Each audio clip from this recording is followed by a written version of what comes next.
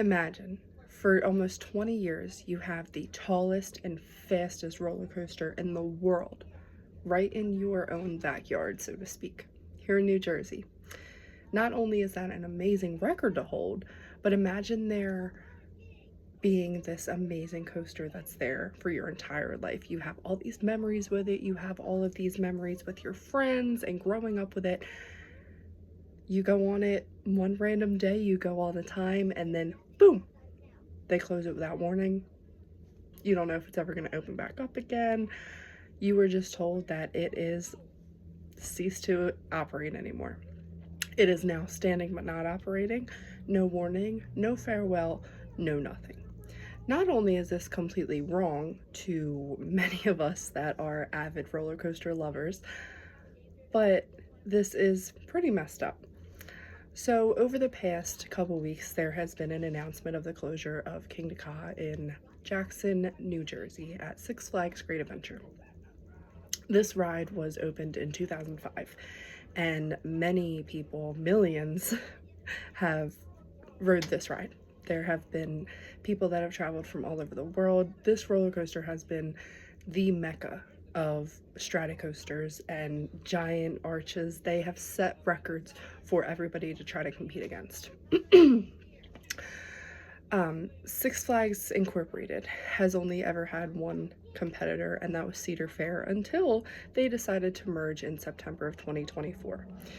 So I'm unsure if this is just a lack of concern for anybody who enjoys their parks, or if this is just a business venture to make more money, but we're not going to stand by idly and do it. I strongly encourage that anybody who is listening to this gets the strong urge to do something and make a difference, because luckily we can. So in 2005, Kingda Ka was opened at Great Adventure, and it has been operating steady ever since. It has held that record for about 5 years after that, and then in 2010, Formula Rossa was opened up in Dubai. So I mentioned that there's something that we can do. What is that? So theme parks run to bring joy to people. They run strictly off people's enjoyment, so that means that if there's no enjoyment, people aren't going to visit anymore. And when parks do things like just close major rides with no farewell, no announcement, no nothing, that's going to upset a lot of people. So CEOs and people who sit in these offices and make these huge decisions that affect people like you and me, they don't care. They just care about the bottom dollar figure. Of course, they're going to mask like they want to bring us some new exciting ride, but why would you get rid of the tallest, fastest roller coaster in the world? Excuse me, one of the tallest, fastest roller coasters in the world, which there's only 3 ever in operation in existence of the world. They just came to using that launch system and getting that height and being able to, of course, fix their mistakes, because, of course, the first time you do anything, it's not always going to be 100% correct. So over the years, they have spent time perfecting and figuring out how to make it a better experience for the riders and the operators and to keep the crowds moving, that they don't understand.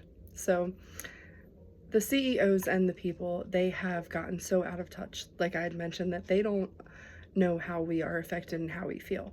So over the years, maybe they may not have the nostalgia that we have, or the great memories, or maybe people that have even ridden these coasters that are no longer with us anymore.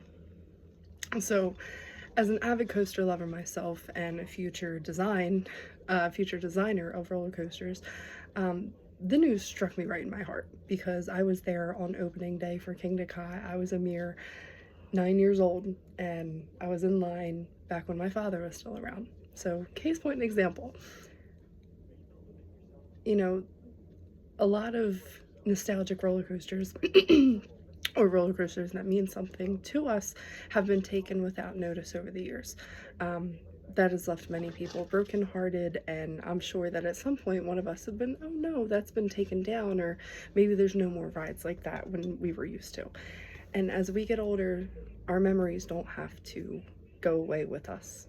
A lot of us have children or younger siblings, and they should be able to enjoy it just as much as we were able to. So what can we do, right? We can make our voices be heard. At Six Flags, we can let them know that we're not going to stand by idle and just let them take our beloved Stratocoaster King to Ka.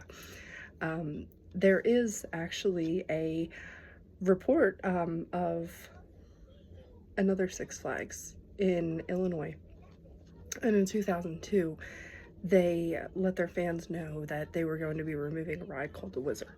Now, they gave slight notice, but enough of a notice to where people could do something about it. So, with the help of people like you and me, we were able to email the people that we needed to, contact the people in customer relations that we were able to. Some people even contacted the CEO after enough, I'm sorry, the vice president, after enough back and forth between people. So we can do something about this. One thing that we can actually get into relations with is called the American Coaster Enthusiasts. And what they do is they take their time and they make sure that certain coasters cannot be demolished. So they take the time in preserving and restoring old roller coasters, and they have a huge following of thousands of people that support and help these things. So,